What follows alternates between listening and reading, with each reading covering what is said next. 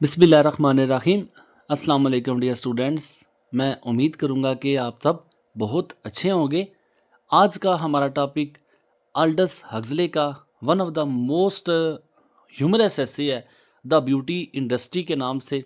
और इस एसे की जो समरी है और इसका जो खुलासा है, इसकी जो कहानी है, उर्दू में आपको मैं सबसे पहले दिखाऊंगा ताकि आप लोगों को इस एसे का ओवरव्यू, इस एसे की जो कहानी है उसका पता चल सके।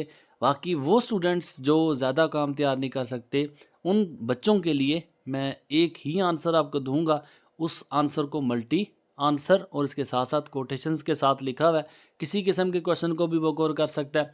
तो सबसे पहले आप इसका जो उर्दू का खुलासा है आप उसे नोट कर लें, इसको पढ़ लें। इस उर्दू के खुलासे को पढ़ने के बाद इस ऐसे के बारे में आपको एक ओवरव्यू मिल जाएगा। हल्की फुल्का मुख्तसर सा लिखा है, लेकिन ऐसे में आपको जो इम्पोर्टेंट टॉपिक्स है उसके बारे में आगाही दे देगा। ये आपका जो एक मल्टी आंसर है, इसको आप तैयार करें। और इसके साथ साथ जो आप कोटेशंस देख रहे हैं, जो आप वर्ड बोल्ड देख रहे हैं, उनको अच्छी प्रेजेंटेशन के लिए, अच्छे मार्क्स के लिए आपने कोटेशंस को लाजमी तैयार करना है।